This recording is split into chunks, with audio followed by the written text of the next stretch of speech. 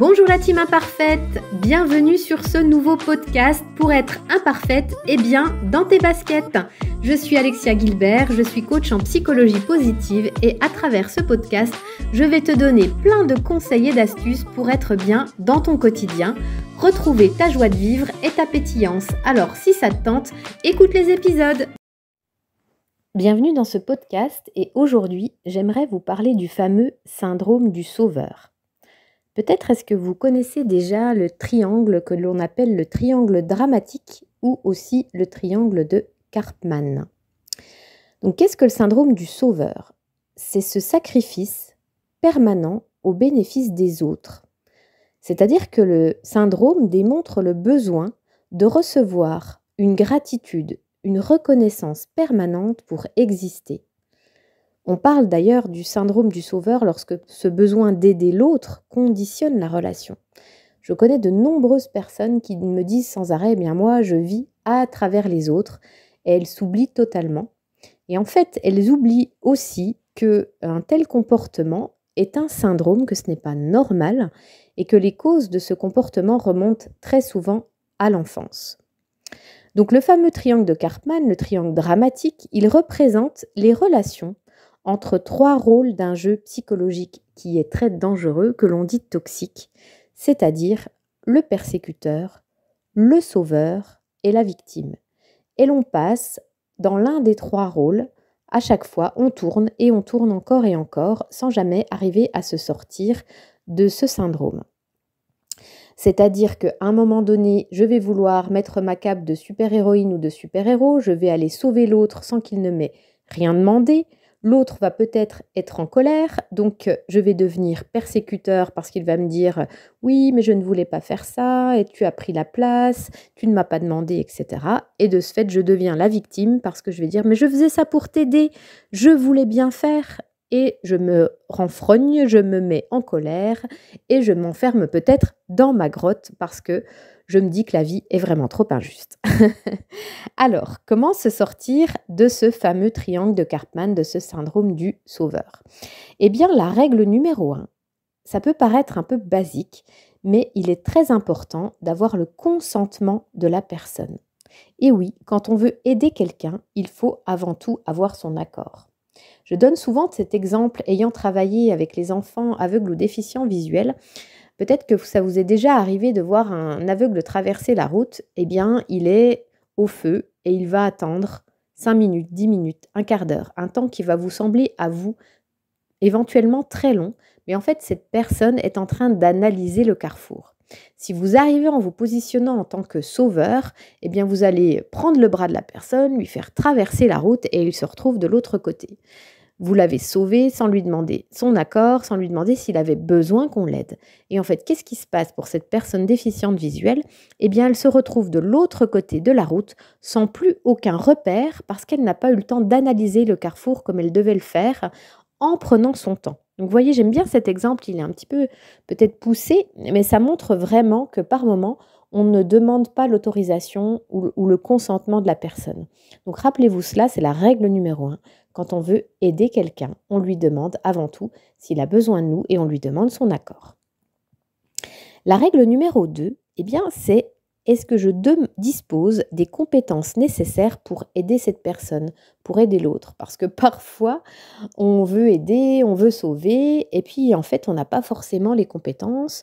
Mais viens, je vais t'aider, je vais t'écouter, puis je vais te donner des conseils. Et peut-être que cette personne, elle a plutôt besoin d'un psychologue, d'un thérapeute pour pouvoir avancer dans sa vie et dans sa problématique.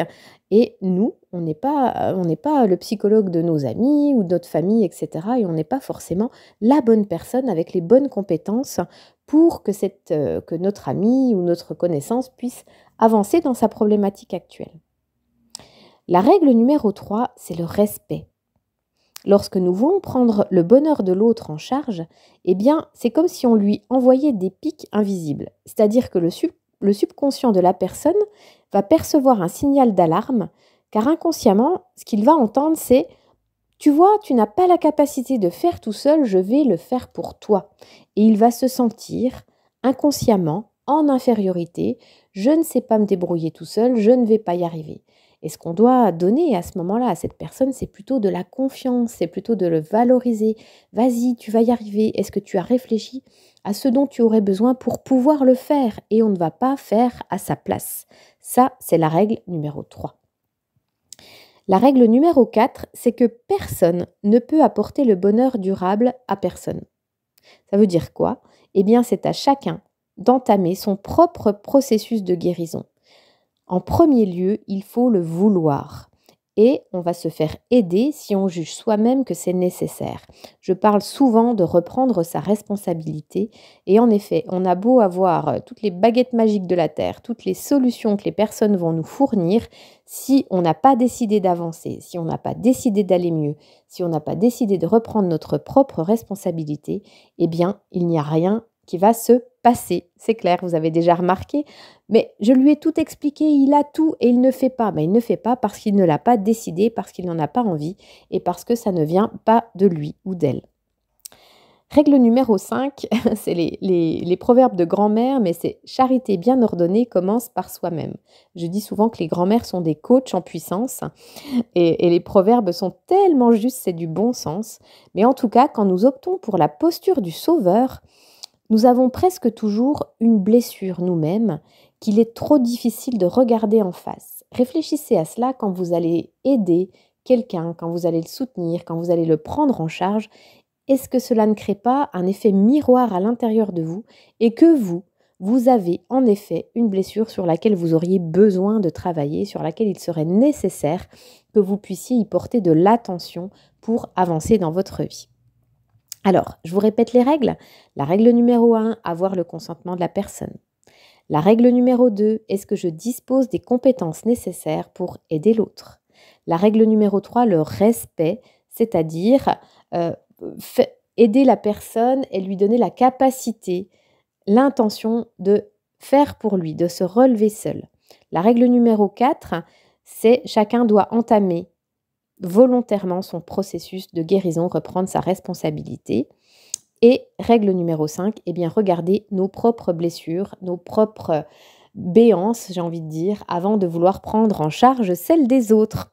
Alors dites-vous bien qu'on va trouver en effet un soulagement éphémère dans l'aide que nous pouvons apporter à l'autre. Mais vous, est-ce que vous pouvez répondre là à cette question philosophique et presque incontournable? Et vous? Qu'est-ce qui vous rend heureux et heureuse? Est-ce que vous savez ce que vous voulez vraiment dans la vie, ce que vous cherchez? Et du coup, eh bien, prenez en compte votre propre bonheur, essayez de déterminer ce qui va vous faire du bien avant de décider pour l'autre. Je vous dis à bientôt dans le prochain podcast.